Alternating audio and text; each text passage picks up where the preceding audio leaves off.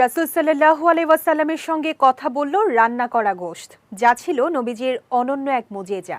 খায়বার যুদ্ধে বিজয়ের পর প্রিয় নবী যখন একটু নিশ্চিন্ত হলেন, তখন সেখানকার এক ইহুদি মহিলা মহানবী সাল্লাল্লাহু আলাইহি ওয়াসাল্লামকে খাবারে বিষ মিশিয়ে হত্যা চেষ্টা করলে নবীজির এই মুজিজা প্রকাশিত হয়।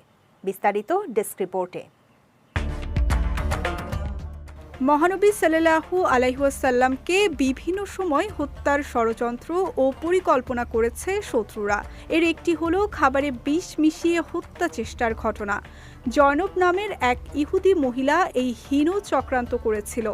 খায়বার যুদ্ধে বিজয়ের পর রাসূল সাল্লাল্লাহু আলাইহি ওয়াসাল্লাম খায়বরে অবস্থানকালে এই ঘটনা ঘটে।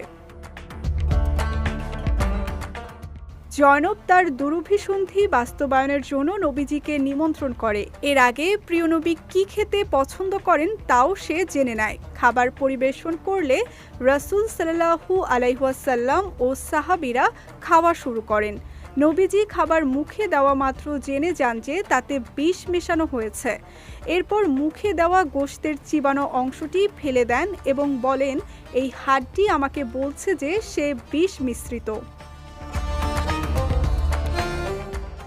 রাসূল সাল্লাল্লাহু আলাইহি ওয়াসাল্লাম তৎক্ষণাৎ সাহাবীদের খাবার খেতে নিষেধ করেন, কিন্তু ইতোমধ্যে বিশর বিন বারা রাদিয়াল্লাহু তাআলা আনহু নবীজির সতর্কবাণীর আগেই কিছু খাবার খেয়ে ফেলেছেন। এরপর কিছুক্ষণের মধ্যে তার দেহে বিষক্রিয়া শুরু হয় এবং অল্পক্ষণেই তিনি শাহাদাত বরণ করেন।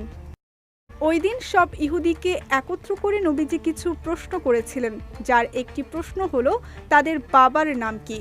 তারা মিথ্যা উত্তর দিয়েছিল, কিন্তু নবীজি তাদের বাবার সঠিক নাম বলে দিয়েছিলেন।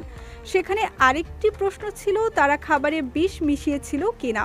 এবার তারা স্বীকার করলো এবং বলল, আমরা চেয়েছি আপনি যদি মিথ্যাবাদী হন তবে আমরা আপনার নিকট হতে স্বস্তি লাভ করব, আর আপনি যদি নবী হন তবে তা আপনার কোনো ক্ষতি করবে না।